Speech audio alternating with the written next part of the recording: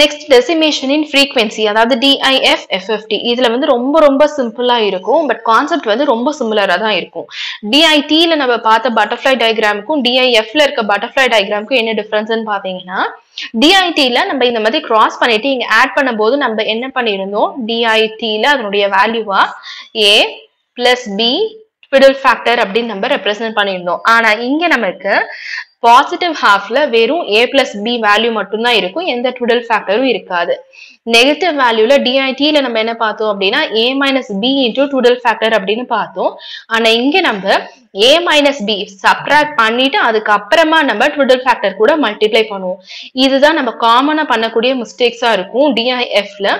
DIT ல b கூட தான் நம்ம twiddle factor மல்டிப்ளை பண்றோம். ஆனா DIF ல சப்ட்ராக்ட் பண்ணிட்டு, அதாவது a minus b பண்ணிட்டு அந்த என்டையர் வேல்யூவை தான் நம்ம twiddle factor கூட மல்டிப்ளை பண்றோம். அண்ட் இன்னொரு முக்கியமான டிஃபரன்ஸ் என்ன அப்படின்னு பாத்தீங்க அப்படின்னா, இங்க நமக்கு இன்புட் சீக்வென்ஸ், இப்ப for example x of n கொடுத்திருக்காங்க அப்படின்னா அந்த இன்புட்டை டைரக்டா நம்ம இங்க இன்புட் சைட்ல ஃபில் பண்ணிடுவோம். அவுட்புட் இங்க என்ன கிடைக்குதோ அந்த அவுட்புட்டை நம்ம வந்து பிட் ரிவர்ஸ் பண்ணணும். கண்டிப்பா இது வந்து ரொம்ப இம்பார்ட்டன்ட். ஏன்னா அவுட்புட்ல நம்ம பிட் ரிவர்சல் பண்ணாம அவுட்புட் அப்படியே நம்ம எழுதணும் அப்படின்னா அப்பயும் நமக்கு ஆன்சர் வந்து தப்பா தான் கிடைக்கும். சோ ரிவர்சல் ஆர்டர் வந்து சேம் தான்.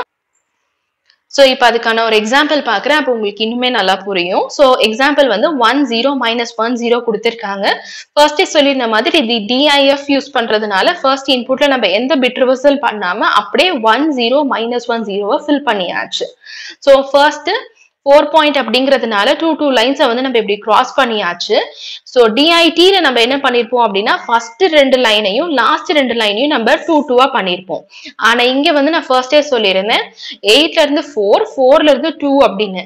ஸோ நம்ம ஃபர்ஸ்ட் என்ன பண்ணணும் அப்படின்னா ஃபர்ஸ்ட் 2 லைன்ஸையும் லாஸ்ட் 2 லைன்ஸையும் இந்த மாதிரி நம்ம கிராஸ் பண்ணிக்கணும்.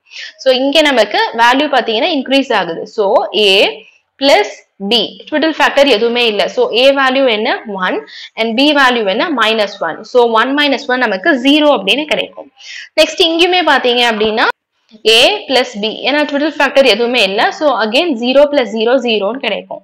நெக்ஸ்ட் இந்த இன்ஸ்டன்ட்ல எடுத்துக்கிட்டோம் அப்படின்னா இங்க நமக்கு கம்மி ஆகுது. So A minus B into first twiddle factor W4 of 0 வேல்யூவை சப்ஸ்டிட்யூட் பண்ணோம் அப்படின்னா 2 அப்படின்னு கிடைக்கும். இங்க நமக்கு W4 of 1 twiddle factor கிடைக்கும், which is equal to minus J. 0 கூட மல்டிப்ளை பண்ணும்போது நமக்கு 0 அப்படின்னு கிடைக்கும்.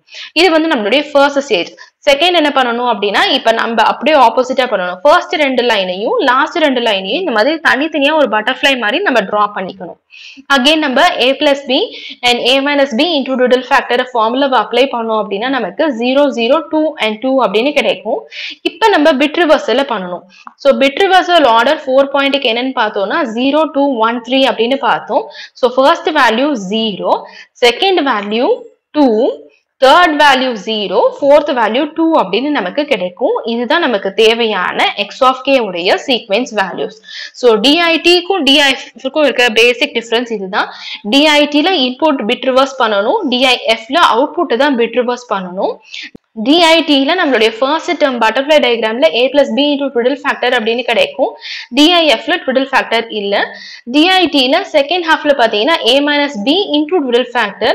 இங்க நம்ம ஃபர்ஸ்ட் சப்ட்ராக்ட் பண்ணிட்டு அதுக்கப்புறமா நான் twiddle factor வந்து மல்டிப்ளை பண்ணணும். ஸோ இதுதான் பேசிக்கா DIT and DIF-க்கு இருக்கிற டிஃபரன்ஸ்.